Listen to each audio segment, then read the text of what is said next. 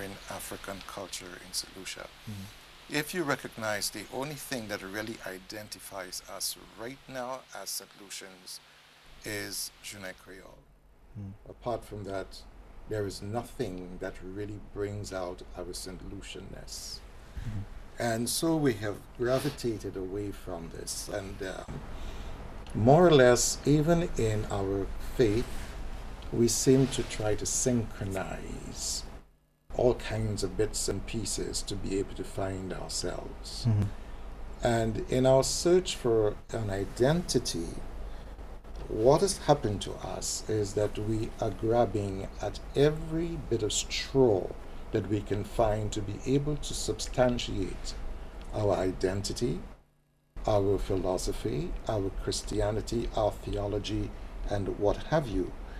And more or less, we have left ourselves in a position where we have become so vulnerable that we've almost become sort of dislocated vagabonds of virtue, vagrants of culture at our own doors, and also, I would say, strangers to our historical reality, our ethnicity, spirituality, and some of us are like charlatans masquerading in our culture, religion, and at variance with ourselves, which is very dangerous. And over the years, with particular reference to last year, where I had a couple of people come up to me in a very dilapidated state.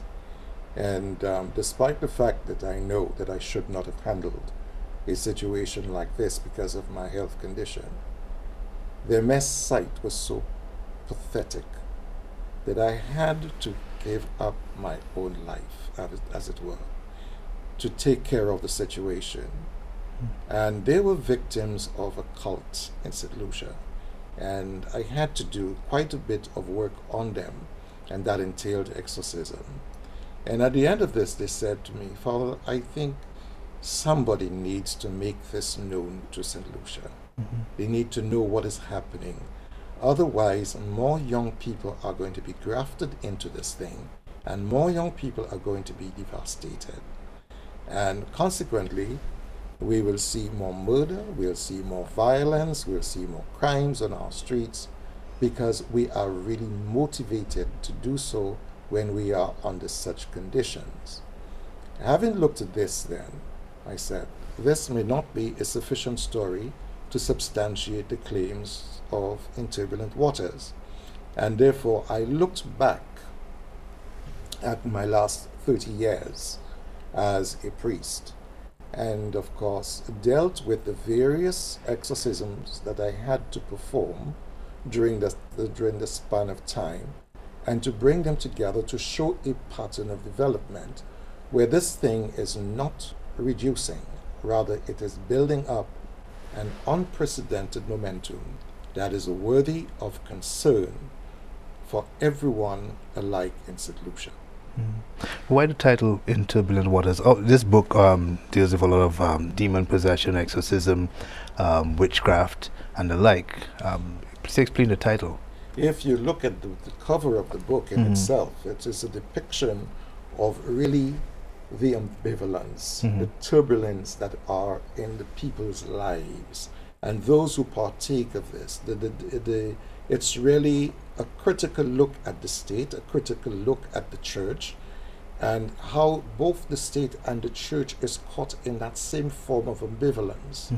We are tossed about by the winds and the turbulent waves, and I thought the better way to express or to put this together would call it In Turbulent Waters. Now, you made an interesting point about the escalation of crime, the deterioration of the society.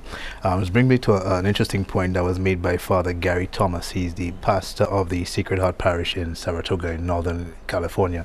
He was the subject of a book a few years ago by Matt Baglio called The Right.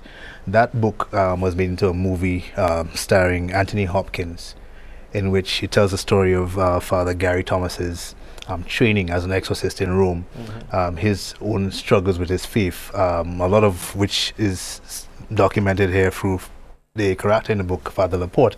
But he made a comment, and I'm quoting him here.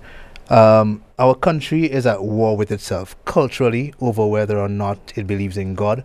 And because there is a growing amount of paganism, New Age practices like crystals, Reiki, witchcraft, black magic, tarot cards, Ouija boards, seances, can the same be said about St. Lucia? Yes, I'm afraid that we can say the same for St. Lucia at the moment. There is very, very much a depletion of faith, a depletion of spirituality. There's a depletion of focus and purpose and mission in life in St. Lucia at the moment.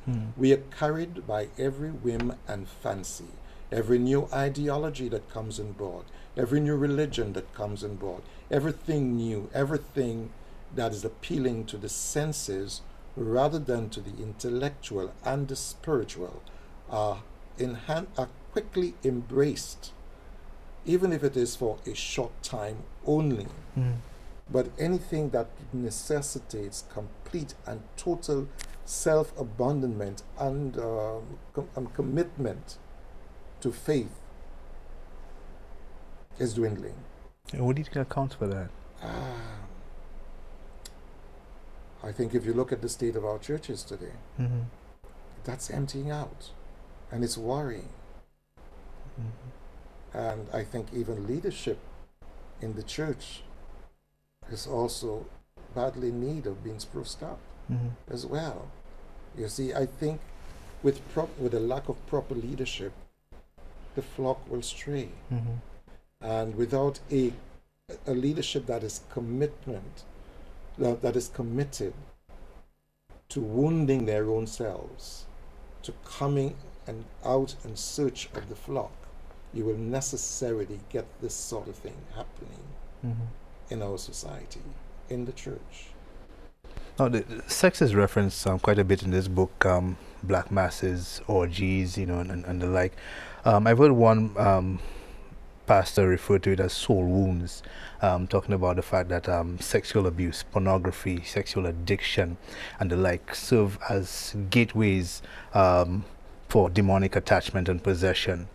The fact that demons are always looking for people who have broken relationships, no relationships at all, who've gone through that sort of abuse, and that sexual abuse mixed with the occult is a dangerous combination. As you read with the story of Gina, Harrier, and Evita. Towards the end, and he spent quite a bit of the book on that. You recognize that this was the entry point, the point of an initiation, sex on the water, sex on the ground, the transmission of bodily fluids, which was meant to be a form of initiation rite to sort of bring people into this. And of course, they came in the whole thing of same-sex relationships and so forth. It didn't matter who you were having. The fact that you were there having that kind of transmission of fluids to bring that person and initiate that person into this kind of rite is quite true. Yeah. But you also mentioned in the book a number of cases where the persons who were not directly involved in the occult or the activity, but perhaps a relative, a parent, a grandparent was involved, but somehow they found themselves affected by these things. Necessarily by association, you can become affected. Now, I know reading the stories that you changed some of the names of the places, the people, to protect the innocent, I guess. I don't know how good a job you did of that, or if you really wanted to. But I recognize a few of the stories in there. How much of this book is based on actual events, and how much is creative license? I wouldn't say it is creative license. I think it is a real fact of what had happened. And of course, you're writing a novel. And because you're writing a novel, then you have to put it in a way that is lucid, in which your readers will be able to remain glued to the text. It works, huh? And really carry them through to the very end. You can't make it too drab, as if you're writing a sort of a thesis or dissertation, as it were, or some kind of reference material. I wanted to make it a way, as the three persons ask me to do, in a manner that is going to hold the attention of the readers and help them understand the gravity of what it is they're dealing with. And I know what the gravity is all about. I mean, I've been firsthand in the experiences, and they're not pleasant. Yeah. But I'm asking you this because I know there are people out there who are going to say, you know, this is a bunch of nonsense. It doesn't exist. Demon possession, the devil. You know, there are a lot of, for lack of a better word, doubting Thomases who are going to question, you know, the veracity of what's in these pages. Well, if people question the veracity of the scripture, I do not believe that they will not question the veracity of something that is tangible, an experience that others have been exposed to and people have been victims to. Yeah. Now I know that you talked earlier about the fact that it's happening here, and I suspect it's happening from my reading in elsewhere as well, because the Catholic Church has been very concerned and dealing with a spike in Satanistic worship. And been training priests specifically to deal with it. I know in Italy and Spain there was a particular concern there. In the United States, that concern has been shared over there as well, because of large African and Hispanic populations who have come into the church with their own superstitious beliefs, just as the character in this book, Father Laporte, wrestled with the coexistence, you know, of church side by side with these other traditions and religions. To what extent does that still exist? Popular syncretism will always exist in religion, no matter how much you try to purify it of its of that concept or notion. The fact is, you're dealing with culture. You're dealing with people from various backgrounds, and in any traditional culture, you will always find traditional religions. Right.